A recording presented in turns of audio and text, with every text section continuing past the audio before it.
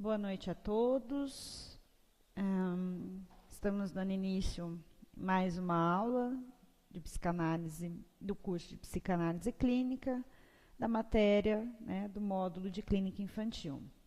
Na aula anterior, nós caminhamos até a página 72, na qual nós vamos dar continuidade, então, na matéria de hoje, a partir da página 73, e a ideia é caminharmos até a página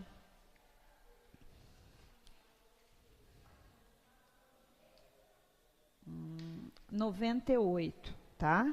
A ideia é caminharmos até o item, o infantil e o feminino. Então, abordaremos a estrutura, tá? Em Lacan. E assim, na próxima aula, nós terminaremos o capítulo 3 e iniciaremos o capítulo 4, para então encerrarmos. Bem, dando continuidade, então, vamos lembrar um pouco que até a aula anterior, nós abordamos o que o Lacan estava postulando e se referindo ao inconsciente estruturado como linguagem. E com isso, aquilo que o paciente fala na sessão, ele está expressando algo do seu inconsciente.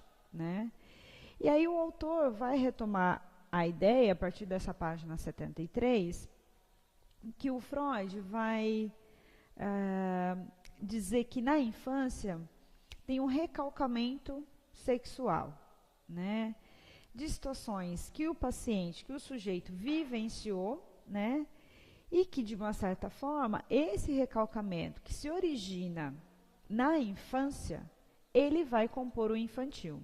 Então, o autor vai retomar essa ideia, tá? Na página 73, também na página 74, e eu vou destacar algumas situações, algumas frases do autor na página 75, na qual ele vai dizer,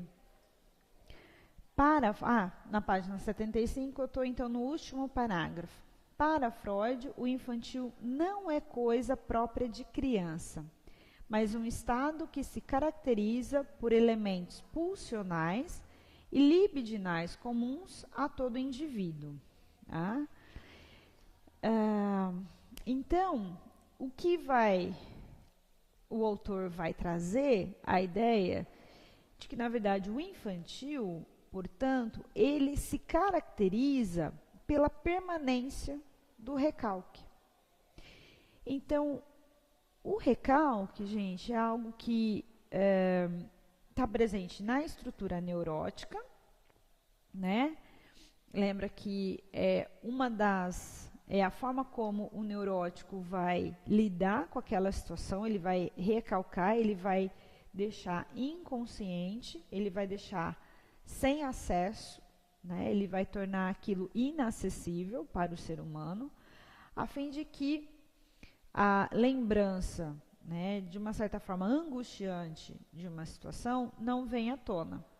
Então, quando o Freud usa esse termo recalcamento, é esse processo que ele está se referindo. E, mais que isso, se o recalque, de uma certa forma, é o que vai compor o infantil e que isso vai acompanhar o sujeito, qual é a ideia, então, do Freud? Que o sintoma vai ser determinado por esse recalque. Então, o recalque determina a sintomatologia do sujeito. Então, na página 75, nesse parágrafo que eu acabei de ler, o que o Freud está querendo dizer no final? Que o sintoma, de uma certa forma, ele pode ser encarado como um aspecto infantil da sexualidade. Por isso que ele usa o termo recalcamento sexual. E nessa mesma página, ele vai dizer, portanto, que tem elementos aí que não é próprio da criança. Então, não é que isso só acontece com a criança no momento da infância.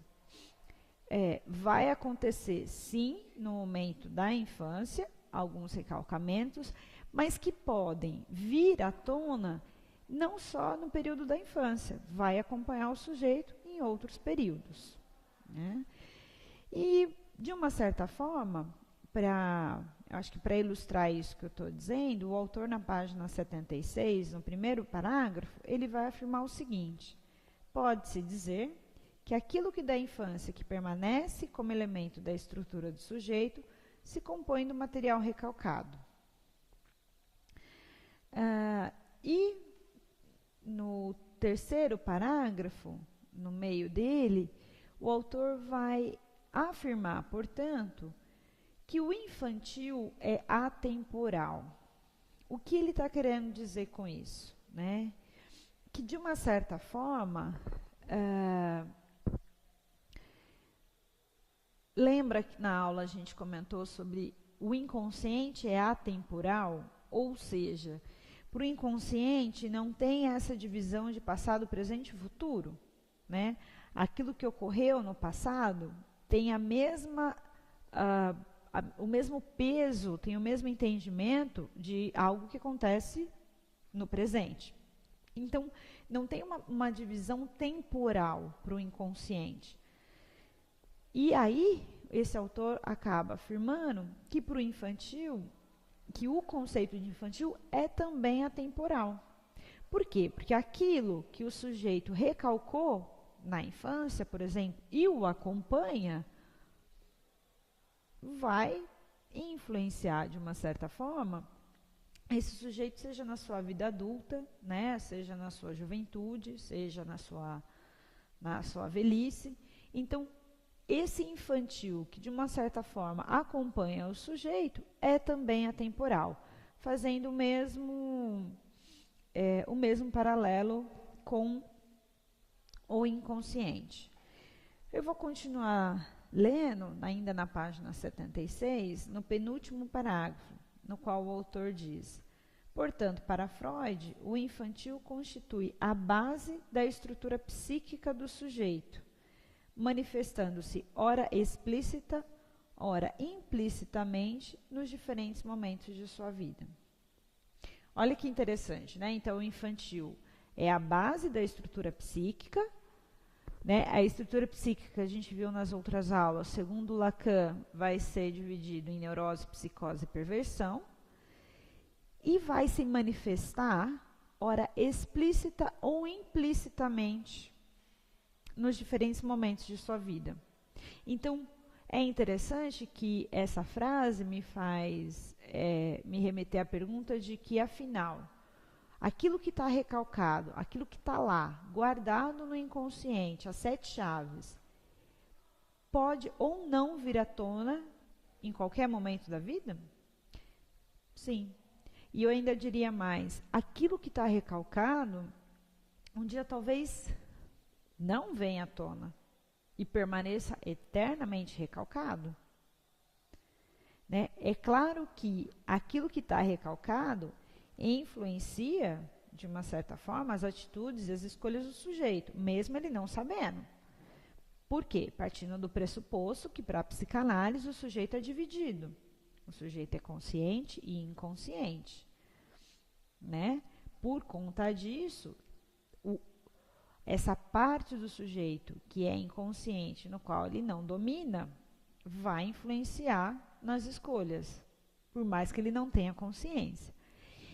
Mas essa frase, eu acho que é muito interessante, porque traz isso, né? A ideia de que, de uma certa forma, aquilo que está recalcado pode ou não vir à tona. E se vier à tona, ele pode ser de uma maneira explícita ou implícita. Vou continuar lendo o último parágrafo da página 76. O autor diz: na perspectiva de Lacan, tanto na clínica da criança como na do adulto, devem levar em consideração a atemporalidade do sintoma, que é o mesmo que reconhecer a atemporalidade do infantil e sua permanência na subjetividade do sujeito. Eu acho que é uma afirmação, uma reafirmação, na verdade, dessa ideia que a gente acabou de desenvolver. de que o sintoma, seja na criança ou no adulto, tem uma influência de um infantil que é atemporal, né? E que vai permanecer fazendo parte da subjetividade daquele sujeito, né? Bom, na página 77, é interessante que o autor, feito, né, o raciocínio de costurar aí, né, eu acho que ele está, é interessante que, vocês viram que, né, às vezes eu falo do Freud, às vezes eu falo no Lacan, agora o autor voltou para Freud, né, é interessante que ele vai costurando, né, nessas idas e vindas, né, ele vai costurando o raciocínio de que o infantil, na verdade, vai acompanhar o sujeito ao longo da sua vida, né? E eu acho que, às vezes, ele acaba trazendo novas considerações, o autor, para reforçar essa ideia, né? É como se ele até estivesse convencendo, né, o leitor de que esse infantil vai acompanhar o sujeito, né, a vida toda. Na sequência, né, a partir da página 77, o autor vai abordar a ideia da direção do tratamento. É até interessante que eu acho que na terceira linha ele já coloca entre aspas, direção do tratamento. E aí ele até fala que falar da direção do tratamento é, na verdade, falar da sua finalidade. Qual é a finalidade do tratamento? Só que, nesse ponto, gente, eu acho que tem um aspecto que o Freud destaca com muita ênfase, que é o analista, até no seu texto, né, A Direção do Tratamento, que é um texto do Freud, o analista não direciona a vida do paciente. O analista direciona o tratamento. Tem uma diferença muito grande, né? Direcionar a vida do paciente, de uma certa forma, é dizer para ele o que ele deve ou não fazer. É se posicionar, né, no sentido bom, você deve ou não se separar, você deve ou não pedir demissão do emprego.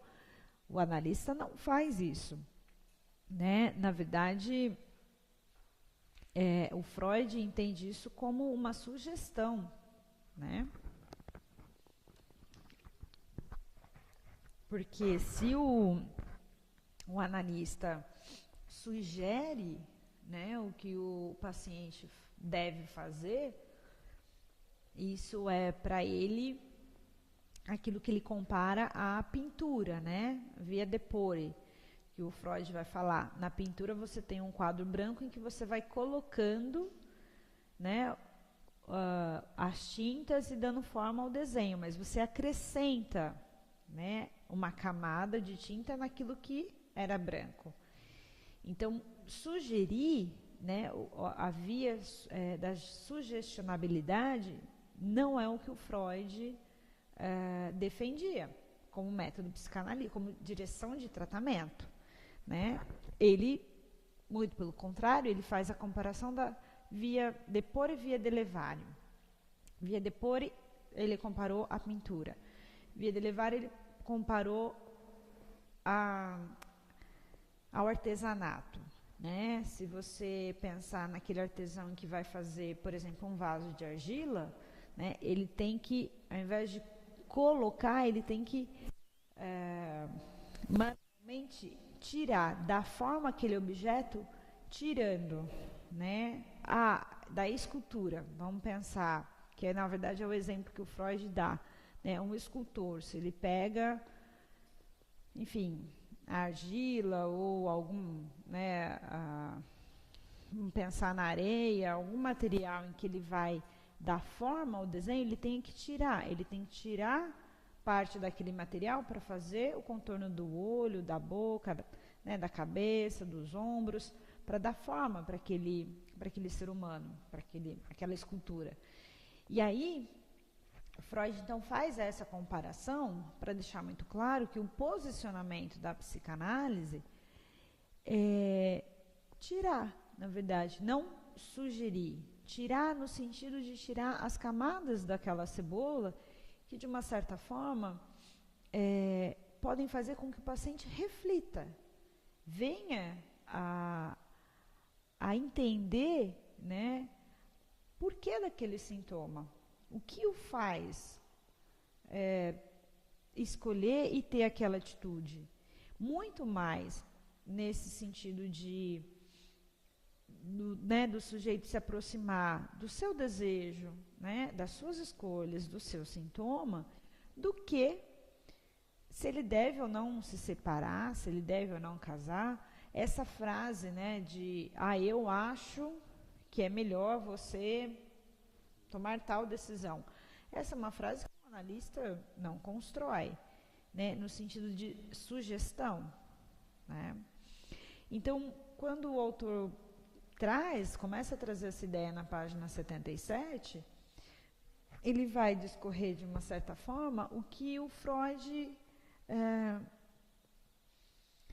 vamos dizer, enfatizou o tempo todo, de que, na verdade, a análise tem que permitir que o sujeito encontre a sua própria verdade, né, sem receber orientações do analista. Então, dando continuidade ao que eu estou falando, na página 78, o autor cita Lacan, né? Então eu estou aí nesse segundo parágrafo, que na verdade é uma citação literal do Lacan, e que ele fala: o psicanalista certamente dirige o tratamento. É isso que eu acabei de comentar.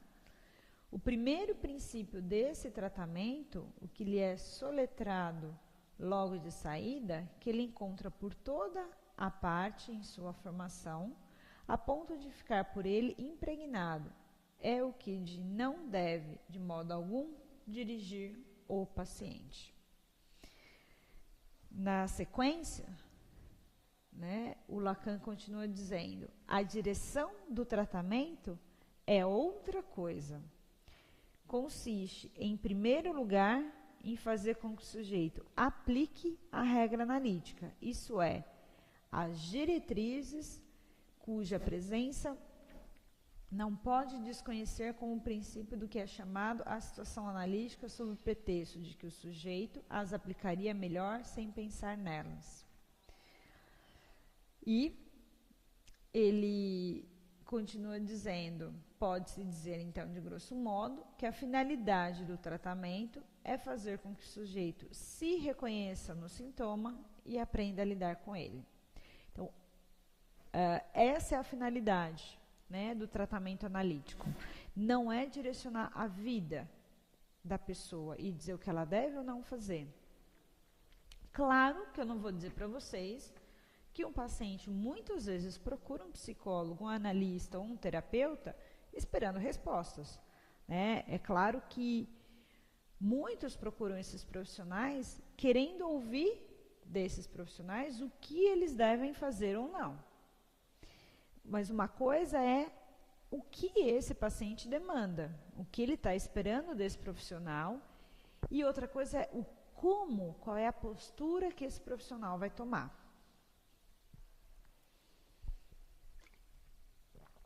E aí, ainda com relação a isso, nesse parágrafo 1, 2, 3, no quinto parágrafo, no final, o autor diz o seguinte: o analista deve dar ao analisante a correta ideia da intenção da clínica, que é permitir ao sujeito o encontro com a sua verdade. Daí, Lacan definir o lugar do analista, uma vez estabelecido o processo da transferência, como um lugar vago. O que o Lacan está querendo dizer com esse lugar vago? Na verdade, Lacan e Freud, né, para a psicanálise, o analista, ele tem que estar livre dos seus preconceitos, né, livre dos seus dos seus valores, né? E é quase que o analista enquanto pessoa, né, aquilo que ele acha, aquilo que ele pensa, isso fica para fora do setting analítico, né? Quando ele usa esse termo como um lugar vago, é como se o analista não existisse enquanto sujeito naquele momento que ele escuta o outro, né? Até para que a atenção dele, a concentração dele seja flutuante, uma atenção flutuante, né? Para que ele realmente consiga escutar o que o outro está dizendo para ele, livre, né, dos seus pré-conceitos. Então, esse lugar vago, eu não vou dizer para vocês que é uma posição tranquila e fácil. Eu diria que a veia, né, pedagógica, ou a tendência, né, psicoterapêutica, ela é muito mais confortante, né? Os profissionais às vezes falam com bastante propriedade, né? Faça isso ou faça aquilo, ou até dando uma orientação, mas para a psicanálise não é essa a visão do tratamento, né? E até porque o Freud, né, quando considera que o analista está ali para ouvir aquele sujeito e não para dizer o que ele tem que fazer ou não, ele dá um salto aí, né? E tem uma diferença. E aí o Lacan vem ainda, né, trazer esse termo, né, como se o lugar que o analista ocupa é um lugar vago, não vago no sentido de não existência, que ele não está ali, mas ele não está ali enquanto sujeito, ele está ali enquanto analista. Bom, de uma certa forma, o que o autor vai continuar dizendo, ele vai até trazer na sequência uma ideia de que a fala, né, é o principal instrumento, eu acho que é a principal forma de trabalho do analista. Só que com as crianças, o brincar é o melhor recurso. Então ele retoma uma ideia que a gente já discutiu, né, na primeira aula, né, como destacando, né, que apesar da fala ser sim, né, a maneira de trabalho do analista, com crianças isso pode ser feito, né, através do brincar. E que, na verdade, a idade, né, não vai determinar a postura do analista, mas ela vai determinar as formas de abordagens com aquele sujeito, seja pela fala ou seja pelo jogo, né, quando você às vezes tem crianças mais velhas, ou o brincar, às vezes com crianças menores, né. E aí, na página 83, esse autor vai trazer uma ideia, né, de o quanto é interessante ter um cuidado, né, nesse trabalho com crianças, né, porque, na verdade, o analista e o profissional, ele tem que estar atento se a demanda de atendimento é da criança ou se a demanda de atendimento é dos pais. O que o autor quer dizer com isso? Que às vezes, gente, uma criança chega no consultório e ela, vamos dizer, às vezes ela está ali muito mais porque os pais a consideram daquele jeito, ou porque ela está ocupando um lugar de, como se fosse válvula de escape, né? Às vezes você tem algum problema entre os pais, talvez até enquanto casal, né? Às vezes aquele casal não está tendo algum conflito, algum desencontro, e ao invés desse casal reconhecer e ponderar isso como um problema deles, é como se isso fosse transmitido, fosse transferido para aquela criança, né?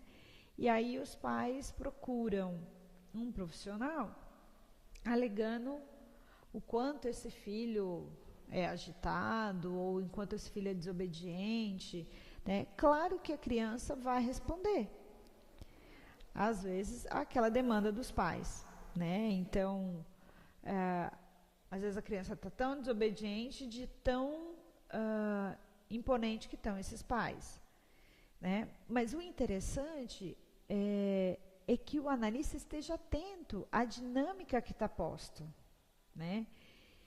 Se realmente essa criança vem porque ela está sofrendo por alguma situação, por algum sintoma, por alguma questão, ou se ela está sendo posta como sintoma do casal, né? Se ela está ali não por demanda dela, no sentido de sofrimento, mas sim por demanda do casal.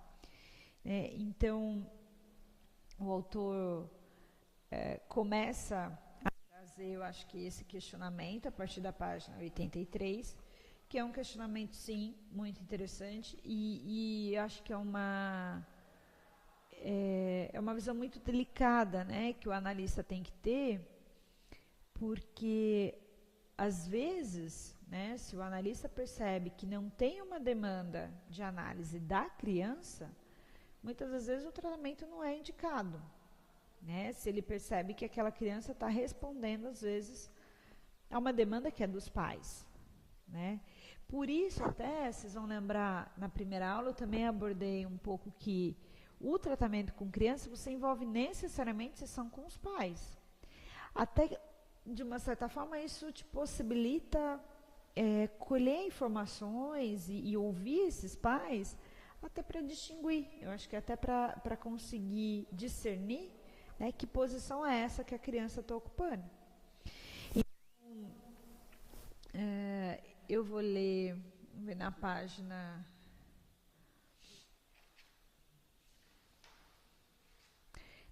85, né, no quarto parágrafo, uma consideração que o autor faz com relação a isso que a gente está conversando. Ele diz: a compreensão de como o sintoma se manifesta na criança, quando isso é possível identificar o modo como ela responde ao desejo da mãe, é fundamental para a direção do tratamento. Então, vou terminar a leitura do parágrafo. Ele diz: o analista precisa ter em conta a origem da demanda, se é uma demanda da criança ou se é uma demanda dos pais, para decidir sobre o tratamento, inclusive sobre se a criança deve ou não ser submetida à experiência analítica. Vou continuar lendo. No próximo parágrafo ele diz: na clínica com criança, frequentemente o analista se depara com queixas e problematizações vivenciadas pela família que afetam a criança, mas que podem não emanar dela. É comum a criança ser trazida para o tratamento com a intenção de aplacar um conflito familiar. É um pouco isso que eu tinha explicado. Então, às vezes você tem um conflito, aqui o autor está usando a palavra familiar, eu usei o termo do casal, às vezes tem um conflito conjugal ou até familiar, e a criança é como se fosse um bode expiatório, né? É como se transferissem para ela a problematização para que o problema de fato não seja tratado e não seja visto ou não seja considerado. Então, coloca-se na criança o peso do problema e esquece de olhar para que de fato, né, possa estar causando aí o desconforto daquela família, né? E esse é um movimento até que se encontra com uma certa frequência na clínica com crianças, né? Às vezes você tem pais se separando ou não, às vezes nem precisa estar passando por uma situação, né, delicada, mas algum descontentamento de um dos dois, né, do casal, com relação à vida conjugal, faz com que transfira para a criança, né, a problematização. E para terminar, então, esse parágrafo, o autor diz: o sintoma do par parental, apesar de complexo, é mais facilmente passível de intervenção por parte do analista do que o sintoma relacionado à subjetividade da mãe. Na verdade, essa frase, o que o autor quer dizer? Ele traz a ideia, gente, que de alguns casos a criança ela também pode estar sendo levada, né, para tratamento, às vezes para corresponder a um desejo da mãe. O que ele quer dizer com isso?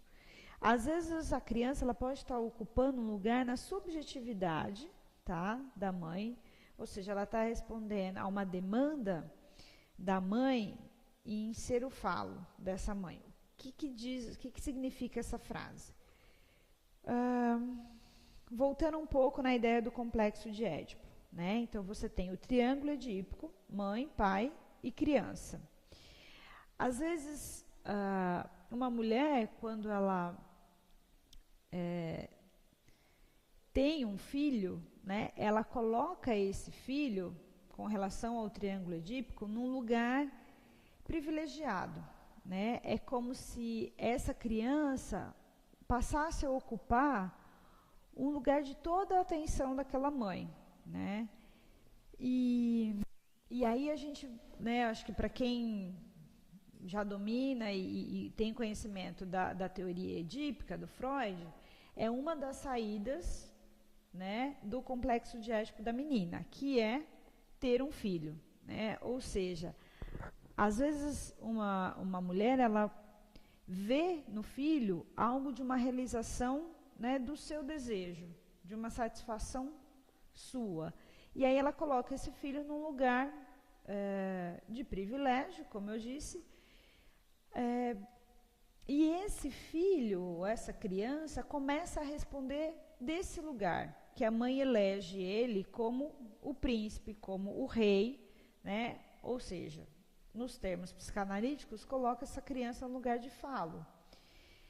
E aí essa criança é como se ela ocupasse e respondesse da subjetividade da mãe. É isso que o autor traz nessa parte, né? nesse parágrafo. É interessante que, nesse ponto, o pai, né, ou a figura paterna, ela vai poder fazer intervenções, né? Quando a mãe coloca essa criança nesse lugar privilegiado, muitas vezes ela se torna até toda mãe, né?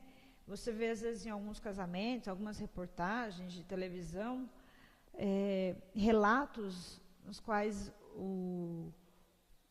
um dos casais, normalmente o homem, né, traz uma mudança, né, como se depois dos filhos aquela mulher não tivesse se voltado para ele, não tivesse dado tanta atenção, né, como antes.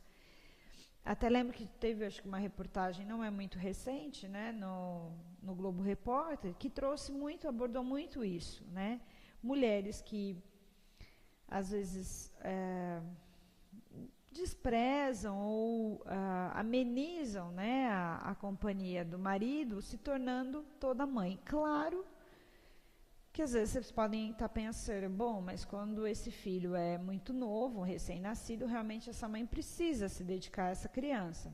Sim, mas colocar no lugar de falo é permanecer, mesmo com o desenvolvimento dessa criança, considerando esse filho o todo precioso, né? Aquele que às vezes não precisa nem arrumar o seu quarto, porque a mãe faz isso para ele.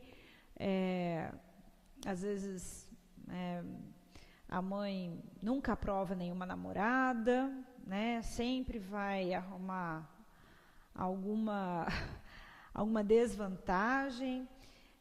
Enfim, essa mãe ela vai ter várias formas, né, de passar o recado, de mandar o recado que aquele filho tá nesse lugar, né, privilegiado, no qual ela o coloca, né, no lugar que tem a ver com a subjetividade dela, mas que vez ou outra essa criança vai responder, né?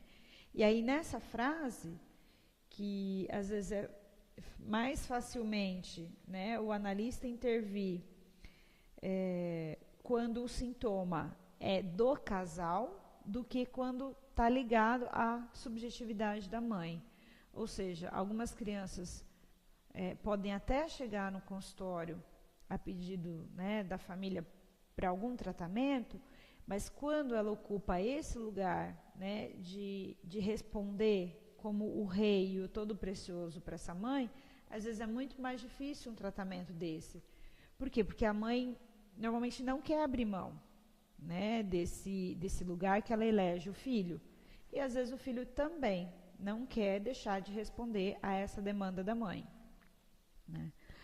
Então, o interessante que o autor vai costurando, né, nessas páginas, um olhar que o analista tem que ter no tratamento com criança, que lugar é esse que essa criança está ocupando nessa família? Que lugar é esse? Né? Tem-se aí no dito popular, né, o ovelha negra ou o certinho. Então, que lugares são esses, né, que tanto a dinâmica familiar quanto o sujeito vai respondendo, né? Então, é entender essa dinâmica, é entender o que está acontecendo naquela família, para que, de uma certa forma, decida-se aí se é indicado ou não o tratamento para a criança e qual vai ser a direção desse tratamento, né?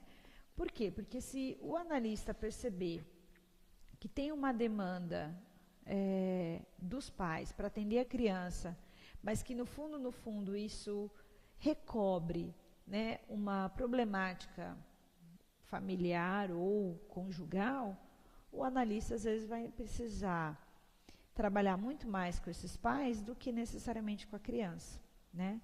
Por isso que o posicionamento às vezes de um psicanalista, ele não determina exatamente quantas sessões vai ser com os pais, quantas sessões vai ser só com um, só com o outro, só com a criança. Por quê? Porque ele primeiro precisa entender o que está acontecendo, que contexto é esse que essa criança está inserido, para então decidir as formas de tratamento.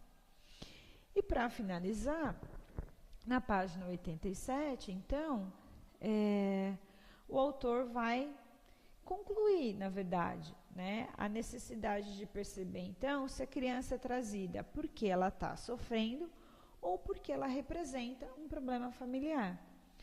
Ele até, no primeiro parágrafo da página 87, ele faz essa pergunta: a criança é trazida como sintoma ou a criança veio porque tem sintomas? Eu acho que uma pergunta essencial, né, quando um profissional recebe um caso de criança no consultório. E aí ele diz, né, é a pergunta que o analista deve se fazer. No caso em que o sintoma se evidencia como da criança, fato que se nota quando a mesma se queixa ou manifesta sofrimento, o tratamento é indicável. Então o autor, né, até se posiciona aí que em algumas situações, né, quando essa criança realmente tem um sintoma, ela se queixa, ou a dinâmica que ela se encontra tem sofrimento, sim, o tratamento é indicado. Mas para o analista tomar essa decisão, é necessário que ele entenda, né, e compreenda qual é a situação, qual é a dinâmica que está posta naquela família, né, naquele contexto. Bom, nesse sentido a gente termina o item e avançaremos agora no item 3.1, que é a estrutura em Lacan. Bom, caso, né, haja alguma dúvida em relação ao que foi exposto até então, né, que, como eu disse, Eu acho que é uma costura, né, que o autor foi fazendo sobre o conceito de infantil e o olhar aí sobre a criança. Por favor, nos encaminhe, que agora a gente vai avançar no outro item.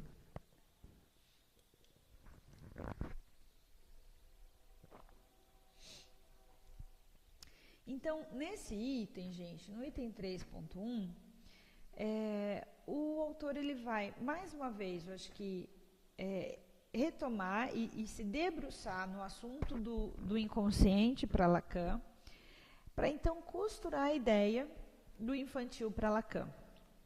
Tá? Então, ele vai retomar a ideia, né, de que, apesar do inconsciente ser estruturado como uma linguagem, ele não se reduz à linguagem em si, né? Embora essa linguagem vai causar efeito. E que, mais que isso, né, que a interpretação dada pelos sujeitos a uma situação, ela vai ser particular, né? Então, aí logo no início, na página 87 mesmo, no do terceiro parágrafo, né? Ele diz: a relação que o sujeito mantém com a palavra é única e particular. O modo como cada um se apropria da linguagem é, portanto, singular. Ou seja, ele está voltando um pouco à ideia, né, do que a gente caminhou na aula anterior sobre o inconsciente para Lacan. E aí ele vai dizer na página 88, vou destacar a frase de que a interpretação do sujeito é particular. Eu estou no último parágrafo. A palavra remete o sujeito para um determinado tempo e lugar. A linguística para a psicanálise portanto, é importante porque pela linguagem que se revela o inconsciente. Bom, eu estou avançando um pouco nesse ponto porque a aula anterior, né, eu expus para vocês que o Lacan ele vai se basear na linguística, né, do Saussure para entender um pouco, vamos dizer assim, o funcionamento do inconsciente, né? E aí ele coloca que a palavra, a linguagem, ela é como se ela situasse esse sujeito. Eu não vou nem dizer que ela determina um lugar específico, mas ela situa, ela dá um certo contorno, tanto de tempo quanto de lugar, né? E, como diz essa frase, ela vai revelar, de uma certa forma, um inconsciente, né? Aí ele tem um termo, gente, na sequência, que a linguagem é definida como a língua.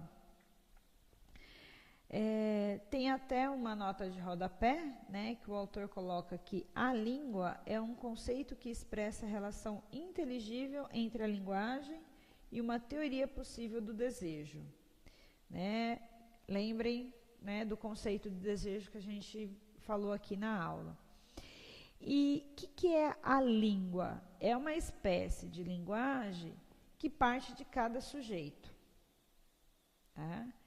Então, o que o Lacan, o que o autor está fazendo aqui? Ele começa, então ele parte daquela ideia do inconsciente estruturado como linguagem, está aqui apresentando para nós o quanto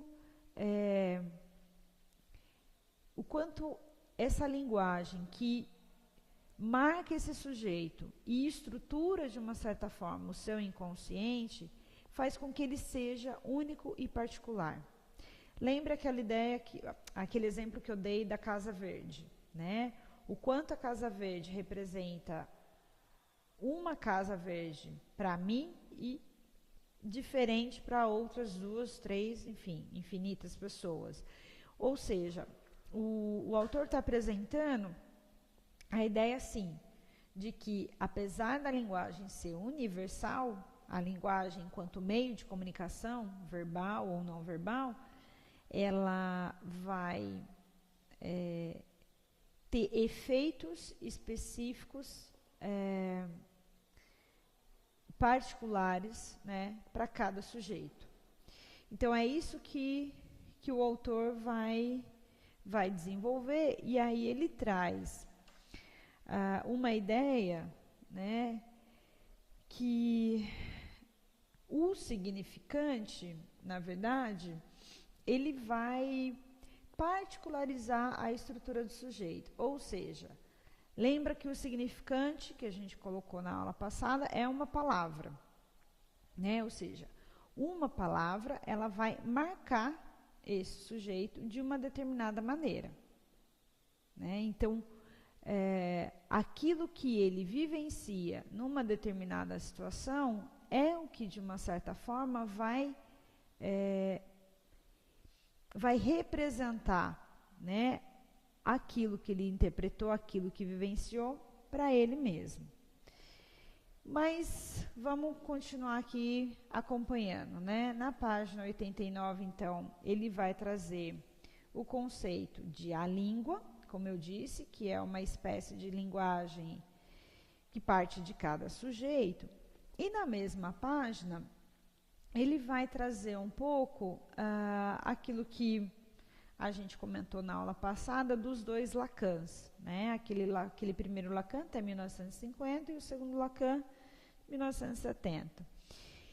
E aí, ele traz um autor até contemporâneo, que é o Antônio Quinet, né? Para quem tiver interesse, acho que é um autor que tem livros aí, acho que possam ajudar, né, em situações recentes, né, contemporâneas da clínica, mas é um autor que vai escrever, sim, numa linguagem lacaniana, tá? E então ele cita, né, o Antônio Quinet, até porque ele vai, né, num dos seus livros, fazer uma referência sobre o desenvolvimento, né, da teoria lacaniana, explicando esses diferentes momentos, tá? Que eu sempre estou falando de primeiro Lacan, de segundo Lacan, então quem tiver interesse, eu acho que é um autor que vale a pena, né? Acho que fica aí a indicação para quem quiser entender essa caminhada específica aí. Mas até na página 89 mesmo, né, no finalzinho do último parágrafo, o autor traz, então, que no primeiro momento, né, no primeiro Lacan, os estudos se fixaram no que se conhece como o campo da linguagem, né? E aí ele vai apresentando quais são os conceitos, né, que o Lacan vai desenvolver nesse período. E depois, no segundo Lacan, né, já nos anos de 1970, ele vai inaugurar um outro momento no seu percurso teórico, que ele vai dar o nome de o campo do gozo ou a clínica do real. Pois é. De uma certa forma, o Lacan, nessa fase, né, do segundo Lacan, ele vai fazer uma importante conceituação, né, acerca do grande outro. Isso é interessante, né? Às vezes vocês leem aqui esse material e podem encontrar a palavra outro escrito com letra maiúscula e às vezes ela é escrita com letra minúscula. Isso não é um erro de digitação, né? Isso é um conceito, na verdade, que o Lacan vai desenvolver, como que a gente fala do grande outro, né? Quando a gente cita esse termo, o grande outro, estamos considerando o outro, né, escrito com letra maiúscula. E que, de uma forma assim, gente, muito breve, muito sutil, né, no primeiro Lacan vai representar o grande outro como cultura, né, aquilo que está fora, né, a cultura, a sociedade, aquilo que vem e influencia esse sujeito, né, no seu desenvolvimento, nas suas escolhas, né, até no seu desejo, tá?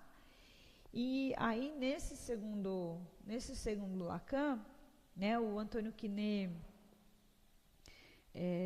vai trazer aí, né, a clínica do gozo, do campo do gozo, a clínica do real, né, mas a gente não vai especificar agora em aula, até porque o autor também não vai esmiuçar esse assunto, mas tudo isso, gente, ele vai trazer o quanto, na verdade, o Lacan está aí, eu acho que desenvolvendo uma teoria, assim como Freud fez. Né? Então, acho que quando esse autor retoma essa ideia da caminhada que o Lacan fez, é muito mais para mostrar para o leitor que a teoria psicanalítica, tanto na época do Freud, quanto para os pós-freudianos, sejam eles os Lacan, Klein, Bion, Winnicott, é uma teoria que está sempre em construção. Tá? Então, acho que esse é o ponto essencial quando o autor retoma essa ideia. Tá? É uma teoria que está sempre em construção e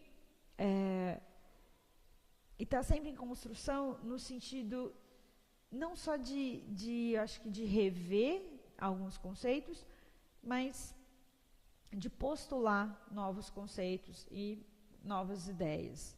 Então, acho que é isso, né, acho que a ideia principal que o autor vai tratar. E aí, indo para a página, então, 92, porque, né, da página 89 até a 91, ele vai trazer toda essa caminhada do Lacan. E na página 92, o autor vai trazer aqui, mais uma vez, o quanto a linguagem, né, presente nesse sujeito vai fazer dele um sujeito único e particular. Eu vou ler para vocês, então, acho que tem 2 citações, né?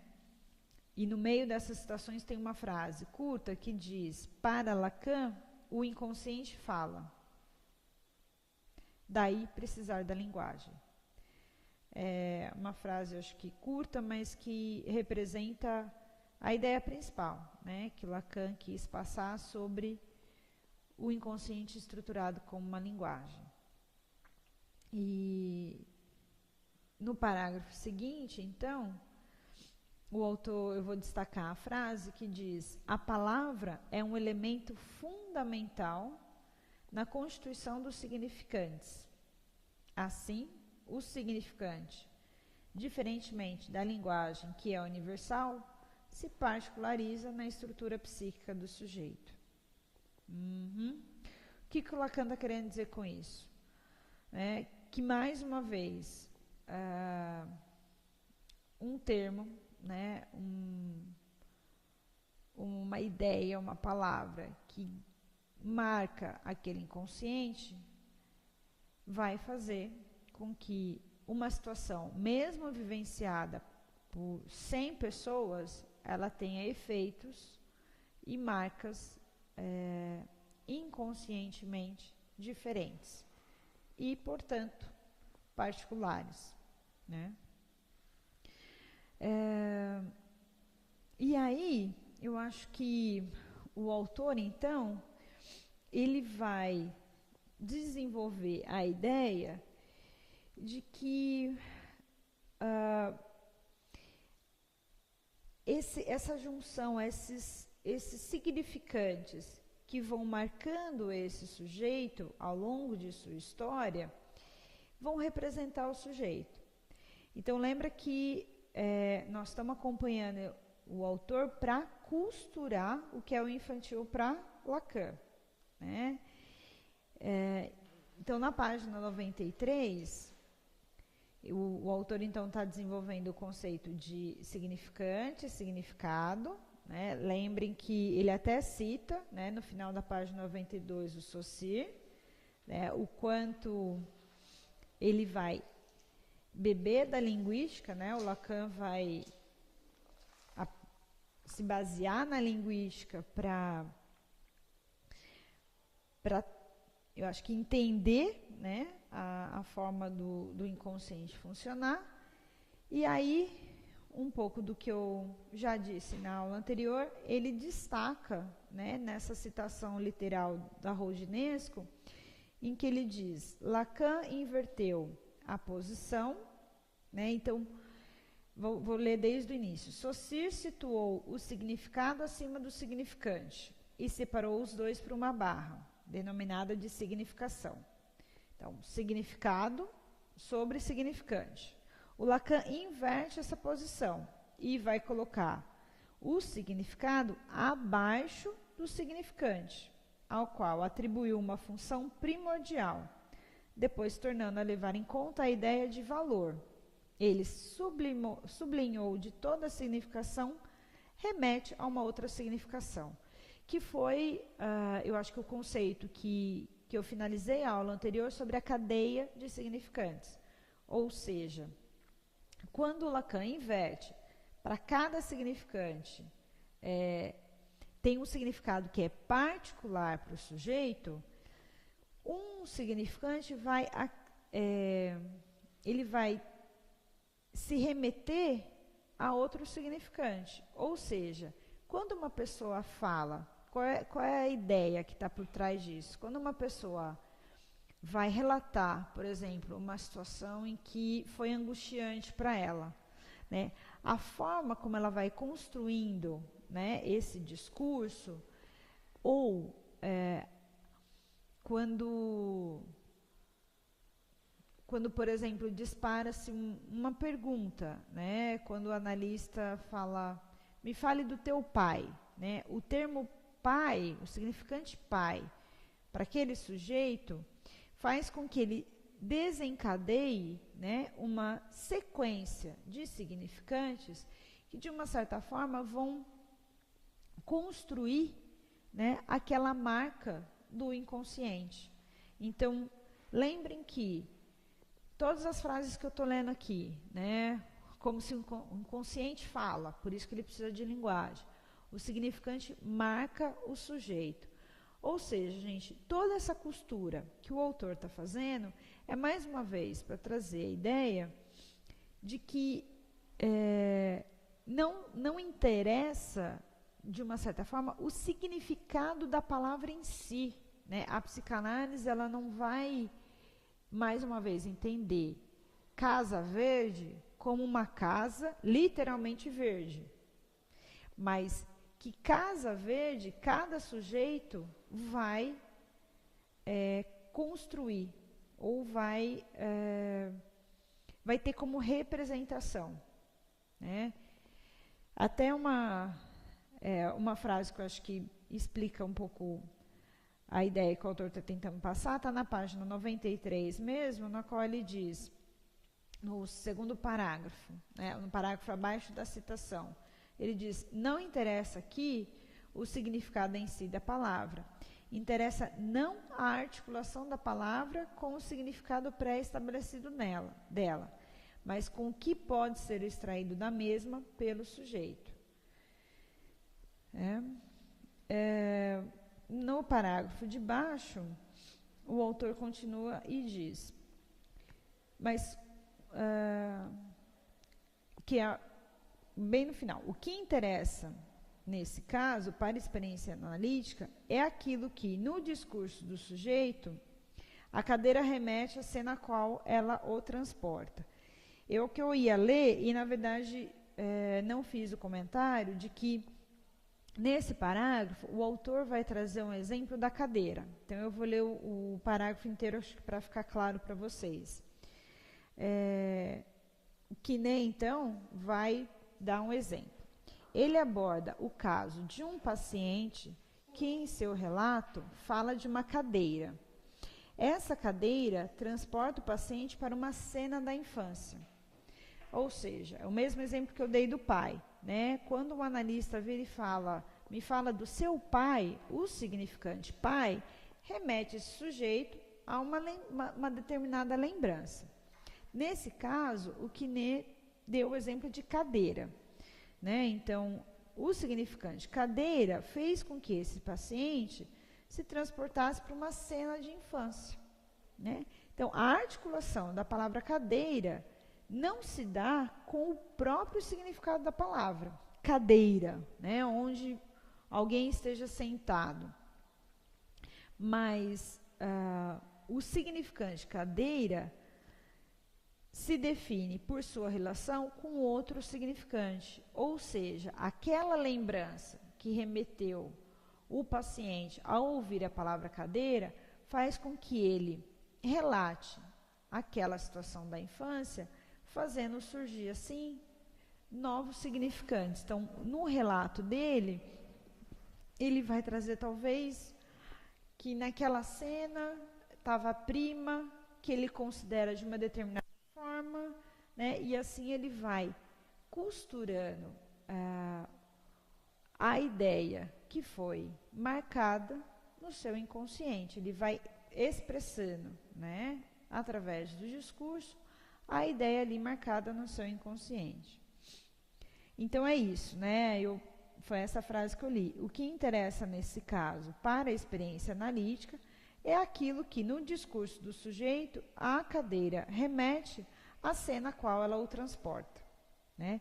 Então não é o significado em si, mas o que aquele significante remete o sujeito a uma determinada lembrança ou uma determinada visão ou uma determinada opinião, tá?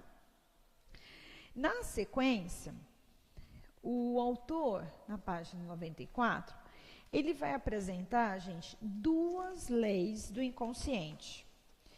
Claro que nós não vamos aqui, né, desconsiderar o que Freud entende, né, como o funcionamento do aparelho psíquico, primeira tópica, segunda tópica. Mas o autor aqui vai trazer uma visão lacaniana que não desconsidera a freudiana.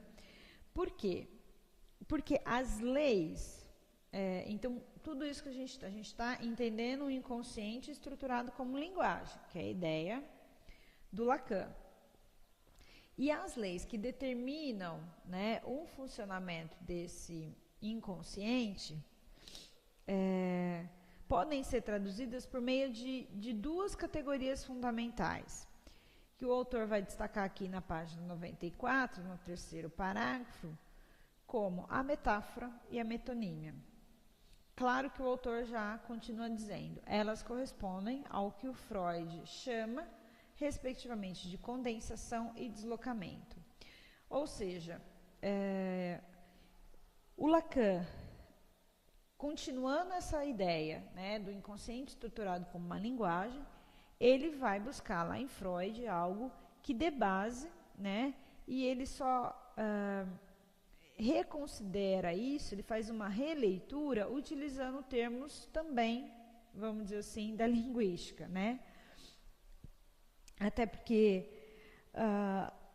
ele vai considerar a metonímia e a metáfora correspondentes ao que o Freud já havia colocado como condensação e deslocamento. Bom, o que seria isso, né? O que está por trás dessas ideias da metonímia e da metáfora? O autor vai trazer, no último parágrafo, a ideia de condensação. Então, vamos lá. Lacan demonstra que o que o Freud chama a interpretação dos sonhos de condensação não representa uma espécie de composição de figuras, em que elas não aparecem postas umas sobre as outras, mas a condensação de significantes. Então, o que seria a condensação, que é o correspondente à metáfora para Lacan? É o que ele diz, é uma palavra que substitui a outra e tem um efeito metafórico. Ou seja, entendam que o que o autor está dizendo, que condensação não é necessariamente uma coisa sobreposta à outra, né? Não é uma sobreposição de figuras ou de significantes, mas sim o que um significante representa como outro significante. O exemplo que o autor dá, né, eu estou aí na citação, no último parágrafo da página 94, ele diz: tomemos uma frase, a mulher é uma rosa. Será que a mulher é uma rosa? Uma planta? Não, não é isso. É um efeito metafórico. Mas quando eu digo a mulher é uma rosa, estou usando o termo de rosa para apontar uma qualidade desse sujeito na frase, que é eledido e que está apenas evocado. Pode ser atribuído da beleza, pode ser o perfume, pode ser a leveza, pode ser várias coisas. Ou seja, quando usa-se a metáfora, né, a mulher é uma rosa, pode estar se referindo a várias qualidades da rosa, da flor rosa, né? Mas tem algo que foi substituído. Tem uma palavra nessa frase que foi substituída. Isso é o que o Lacan vai determinar de metáfora, como uma lei do inconsciente. Ou seja, pode haver um processo metafórico no inconsciente. Essa substituição de significantes que substitui o outro, Lacan vai propor como uma das leis do inconsciente. O que é isso? Um significante que substitui outro, Lacan vai dizer que essa forma de articulação entre dois significantes é própria do sintoma. No sintoma, nós encontramos uma substituição significante. Primeira lei do inconsciente é a metafórica.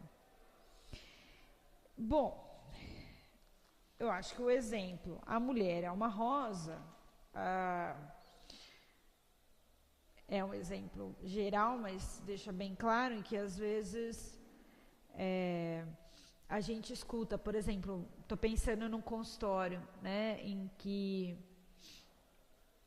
um paciente se refere ao seu irmão como um leão, né? Então ele diz, fulano é um leão. É como se né, considerasse algo dessa figura do leão como pertinente, né, de uma característica do irmão. Leão, ele pode estar atribuindo várias características do leão para aquele irmão.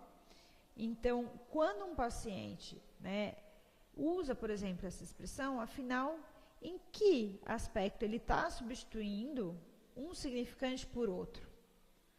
É assim como o autor destaca isso, né, no texto.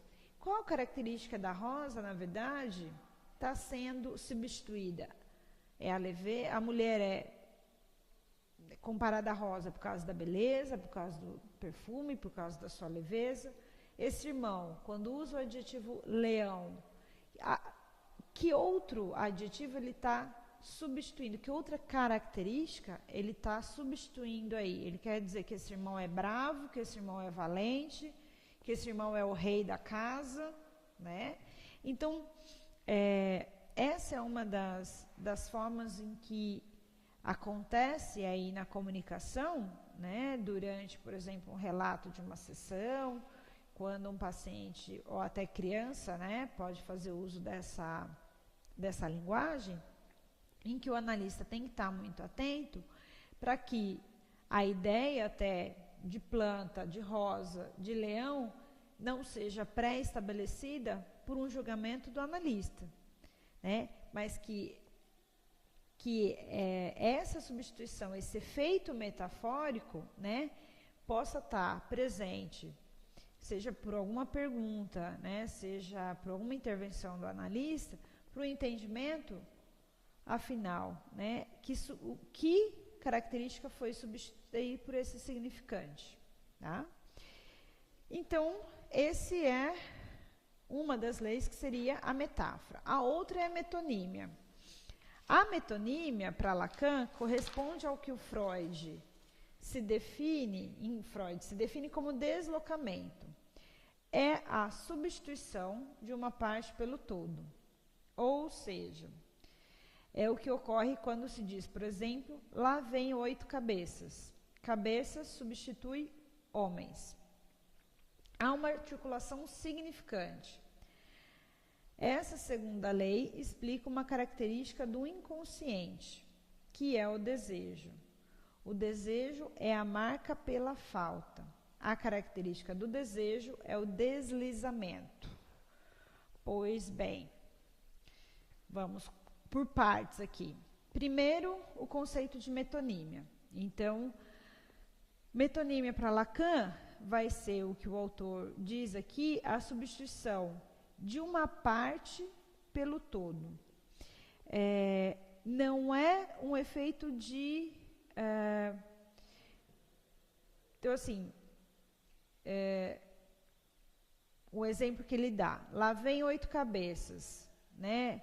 É quando você pega uma parte para se referir a um todo maior. É como se você destacasse uma parte só. Como, por exemplo, estou tentando buscar algo da clínica, mas vamos ver, quando se refere a uma família, talvez usando só o sobrenome, né? Estou tentando fazer alguma articulação, mas enfim, quando você pega um todo, né, só que destaca uma única parte. Vamos pensar talvez na escola, um exemplo que talvez fique claro, né? Às vezes você tem uma grade curricular, né? Tem o aluno talvez possa ter 9 matérias, mas uma parte só, uma matéria só é a que talvez ele faça referência. Enfim, eu estou dando exemplos de como pensar, né, a parte, né, o todo, se referindo a uma parte só. Então, de uma certa maneira, eu acho que esse exemplo da família talvez fique mais claro, né?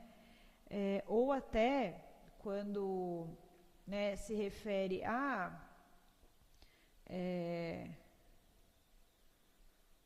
os Silva, né?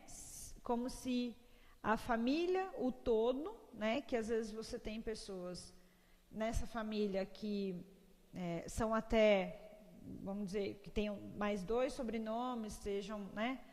A família toda, né? Você, como se pegasse uma parte só como uma característica. Então, os Silva são, né, de uma determinada forma, como se a pessoa fosse definindo um contexto, né, um grupo de pessoas, né, e pegasse um significante para definir o todo.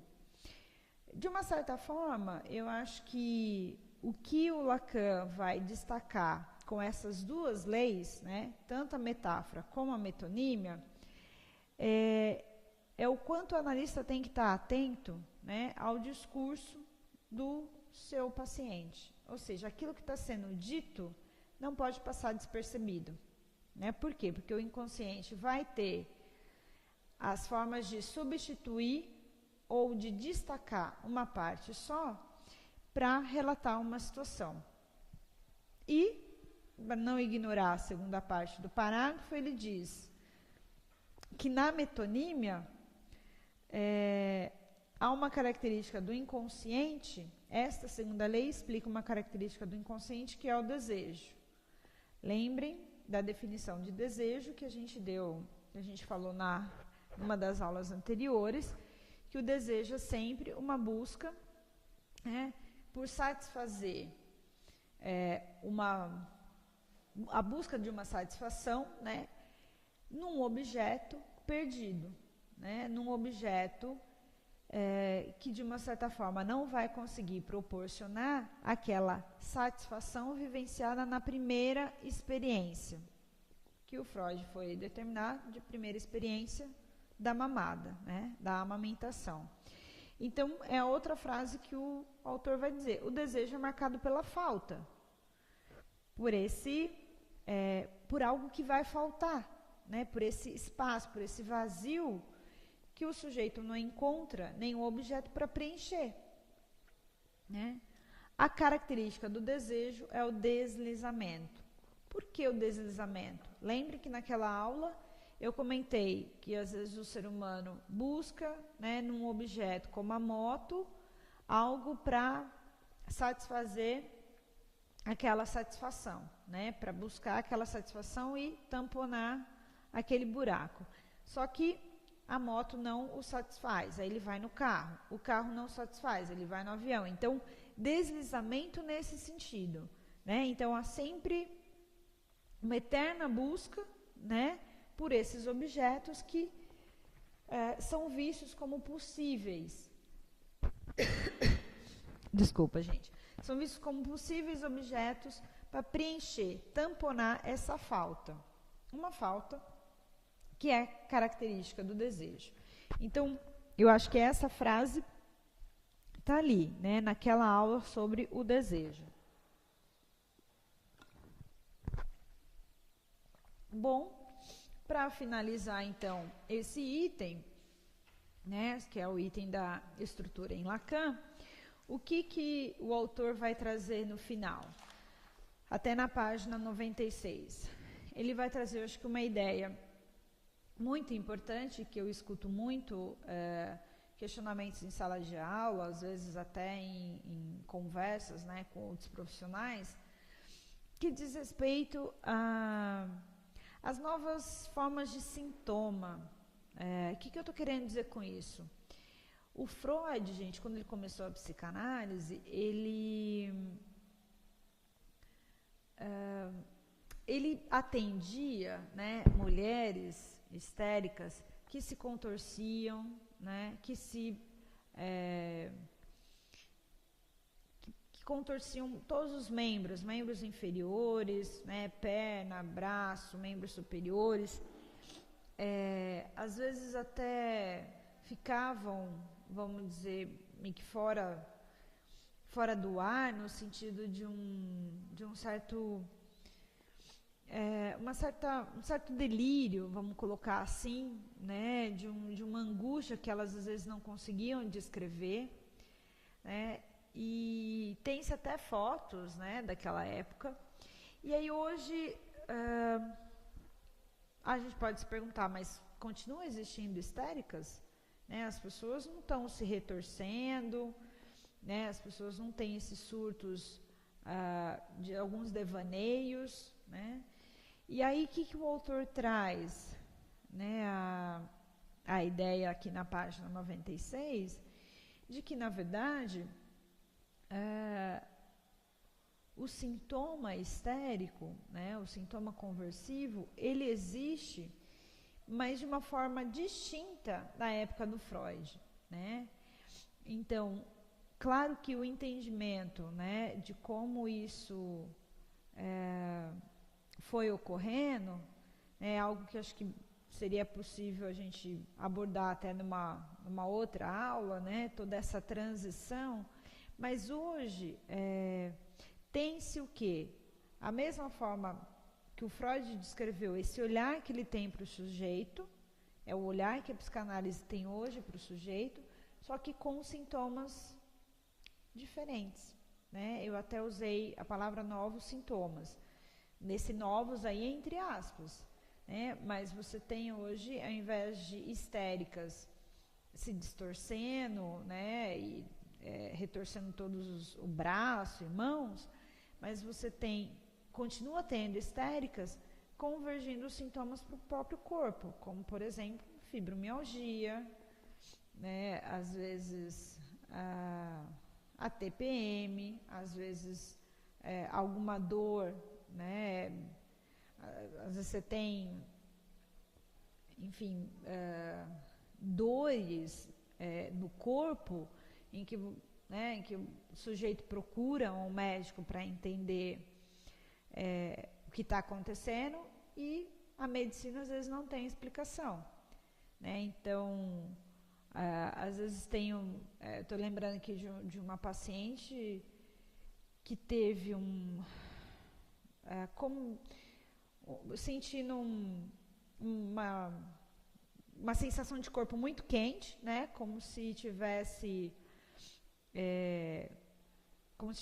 subido, aumentado a temperatura do corpo, e em consonância a essa sensação, né, de temperatura alta, taquicardia, né? E foi feito 1000 exames, né? E nada foi detectado, né? Não teve aí, cogitou-se N possibilidades. Eu lembro que na época ela mudou de uma medicação, não foi a mudança da medicação. Tinha uma questão também, apareceu um mocinho e não tinha nada a ver com isso assim, enfim. Essa paciente ficou aí, no mínimo, né, uns 6 meses, indo em vários médicos, em vários especialistas, para um deles dizer, não é biológico a sua questão, né? Vá tratar isso com outro profissional, né, que seja da área da psicologia. E aí ela decide, então, procurar tratamento. Mas, enfim, tudo isso para dizer que, por mais que os sintomas não sejam os mesmos que da época do Freud, a psicanálise continua entendendo a visão daquele ser humano, né, mesmo com características diferentes da época do Freud.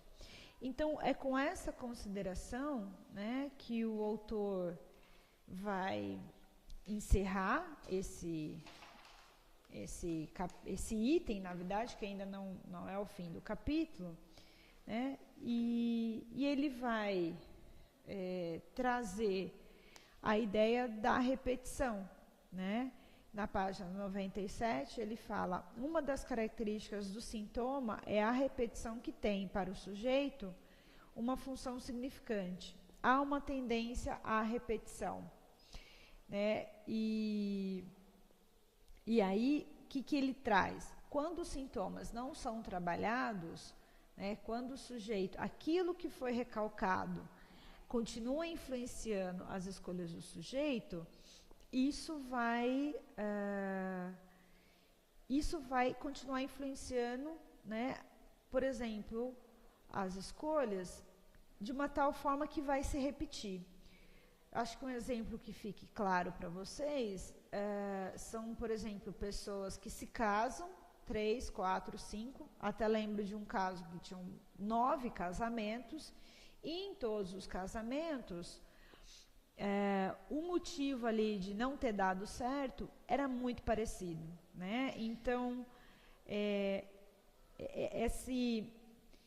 essa marca que acompanha o sujeito e o faz, de uma certa forma, o faz escolher, né, uma determinada forma de vida, uma decisão que ele tome, influenciada por algum recalcamento, né, algo que o marcou no inconsciente, independente do período, né, isso vem à tona influenciando as escolhas dele. Então, se aquilo que está no inconsciente, aquilo que foi recalcado, não é trabalhado, isso vem à tona e faz com que o sujeito repita de uma determinada forma as escolhas baseado naquilo que está ali, né, embaixo do tapete, mas embaixo do tapete no sentido de recalcado, mas influenciando as escolhas dele. Então, o autor cita rapidamente a tendência à repetição. Pode ser que a gente venha abordar esse assunto de novo. Mas, para concluir, na página 98, no primeiro parágrafo, ele diz: o sintoma pode ser uma pedra no meio do caminho do sujeito, o obstáculo que existe em permanecer posto na sua existência. Por que eu li essa frase? Eu acho que para costurar qual é a ideia do infantil para Lacan. A ideia do infantil para Lacan coincide com a ideia do que o Freud diz, de que esse infantil vai acompanhar o sujeito ao longo da sua vida. Ou seja, vai determinar esse sintoma e que vai ser um obstáculo na existência, né, daquele sujeito. De uma certa forma, Qual vai ser a diferença, que eu espero que tenha ficado claro para vocês. É uma questão aí, o quanto Lacan avançou, né, um pouco o Freud vai ficar nos conceitos de recalcamento, né, do inconsciente como primeira tópica, segunda tópica, e o Lacan vai abordar esse infantil no conceito de estruturado como linguagem, né, e o quanto esses significantes vão marcar esse infantil, né, e vão, de uma certa forma, fazer parte. Bom, eu acho que caminhamos a proposta, né, o que tínhamos como proposta hoje. Como eu disse, na próxima aula a gente parte do item 3.2 e aí a gente encerra o terceiro capítulo e já começaremos o quarto capítulo, ok? Por hoje é isso, uma boa noite a todos.